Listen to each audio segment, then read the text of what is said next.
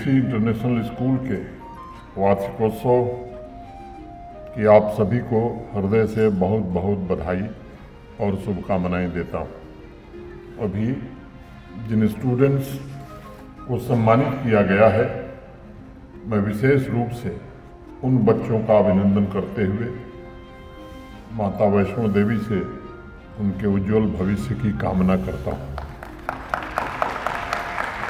आज इस अवसर पर बच्चों के लिए एक बात कहूंगा कि dream big, believe in yourself and work hard with focus and persistence to fulfil your dream. एक समय था जब एजुकेशन और चिंतन की वजह से भारत विश्व गुरु माना जाता था। वह स्थान और गौरव हम पुनः हासिल कर सकें, इस एकमेव लक्ष्य के साथ अब हमें आगे बढ़ना होगा और स्वयं को फिर से नालंदा, तक्षशिला, विक्रमशिला जैसे शिक्षण संस्थानों जैसे महान केंद्र स्थापित करने वाले अपने पूर्वजों का सच्चा उत्तराधिकारी हमें खुद को साबित करना होगा। मैंने युवाओं की ऊर्जा, नवाचार और प्रतिबद्धता की प्रशंसा सदैव की है और मैं देख रहा हूं कि हमारे युवा बदलाव में सबसे आगे हैं तथा विकास की यात्रा का नेतृत्व करने के लिए भी सक्षम भी हैं, तैयार भी हैं। मैंने देखा है पिछले कुछ वर्षों में जम्मू कश्मीर में युवाओं की सोच काफी बदली है। जिस व्यवस्था की पूरी तरह से प्रतिबद्धता मुझे प्रसन्नता है, इसी संकल्प के साथ आज ये जो वार्षिकोत्सव समारोह है, इसका थीम अभी बच्चों ने बताया, स्काई इज द लिमिट, सोच समझकर ही रखा गया है। आज भारत सबसे तेज गति से विकास करने वाली अर्थव्यवस्था बना है। पिछले 10-11 वर्षों में, 10 साल पहले हम 11वें नंबर पर थे, आज ऊपर उठ करके दुनिया की 5वीं बड़ी अर्थव्यवस्था हम बन गए। भारत के आदरणीय प्रधानमंत्री श्रीमान नरेंद्र मोदी जी के नेतृत्व में भारत की नॉलेज इकॉनमी को रिवाइव करने के प्रयत्न गंभीर रूप से प्रारंभ हुए और मैं बार बार कहता हूं कि नेशनल एजुकेशन पॉलिसी के द्वारा अनेक ऐसे इंटरवेंशंस किए जा रहे हैं जिससे हम मॉडर्न ज़रूरतों के मुताबिक क्लासरूम में भी आवश्यक बदलाव कर सकें। इस दिशा में सामूहिक प्रयत्न की और ज़्यादा आवश्यकता है। स्टूडेंट्स, मैंने प्राचीन भारत की जीडीपी का जिक्र इसलिए आपसे किया ताकि हम अपनी जड़ों को पहचान सकें, उससे हम प्रेरणा ले सकें। हमें अतीत की तरफ ही केवल देखना नहीं है, बल्कि उससे सीखना है।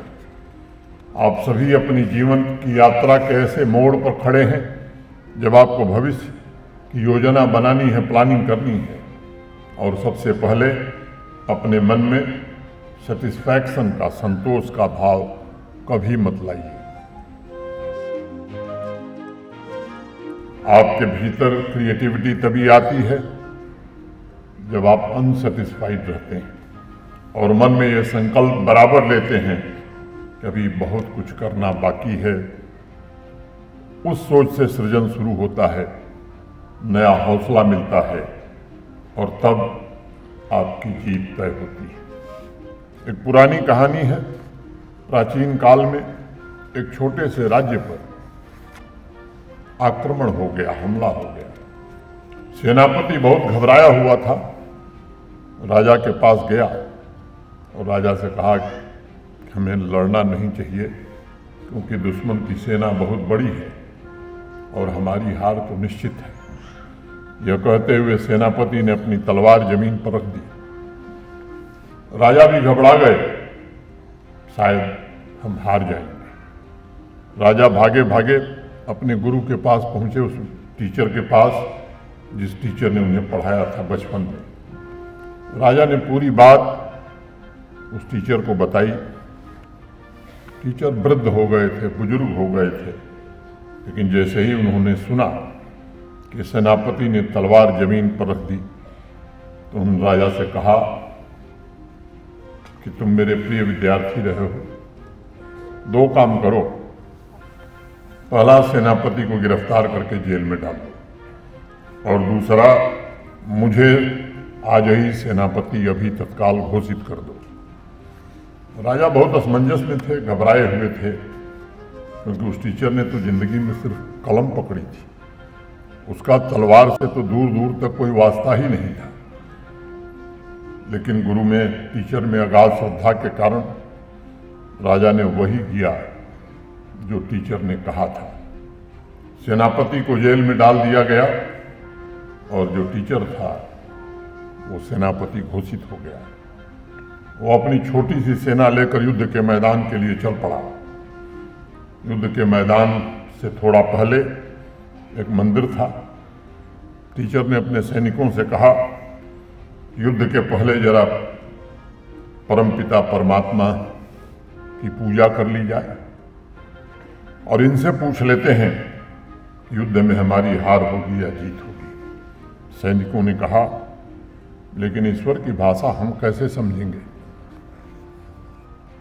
वो टीचर जो सेनापति बना हुआ था उसने कहा कि उस भाषा को मैं जानता हूं, तुम चिंता मत करो। और हाथ जोड़ करके उसने सोने का एक सिक्का निकाला और कहा, ये सिक्का मैं उछाल रहा हूं, सिक्का सीधे गिरेगा तो हमारी जीत होगी, सिक्का अगर उल्टा गिरा तो हमारी हार होगी। टीचर ने सैनिकों से कहा, क्या हम सिक्का उछालते हैं? सिक्का उछाला और सिक्का सीधा गिरा।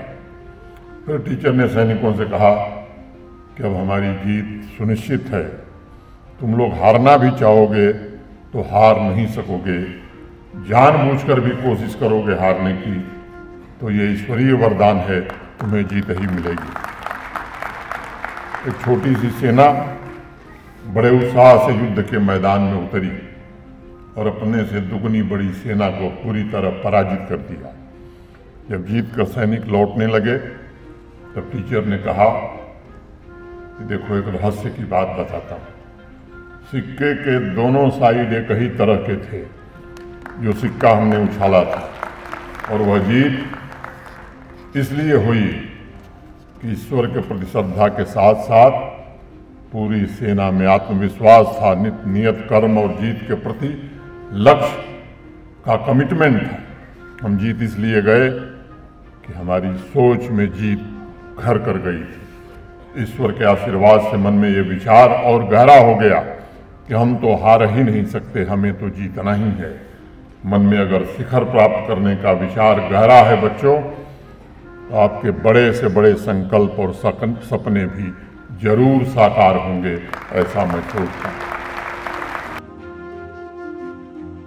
टीचर का काम तो जौहरी का है, उस अनगढ़ हीरे को तराशना है, और इसलिए अब समय आ गया है कि हम टीचर और टीचिंग की डेफिनेशन को बदल दें।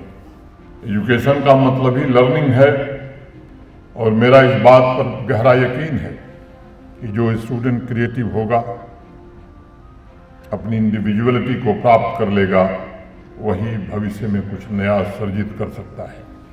इसलिए सभी टीचर से मेरा विशेष आग्रह होगा कि हर एक स्टूडेंट्स में मौजूद रचनात्मकता को हमें तलाशना भी है, उसे तराशना भी है, और उसके भीतर साइंस और संस्कार दोनों का सामंजस्य भी स्थापित करना है। मेरा विश्वास है कि राष्ट्र के भविष्य और विकसित भारत के संकल्प को ध्यान में रखते हुए हम पवित्र सेवा भाव से इस कार्य को करेंगे।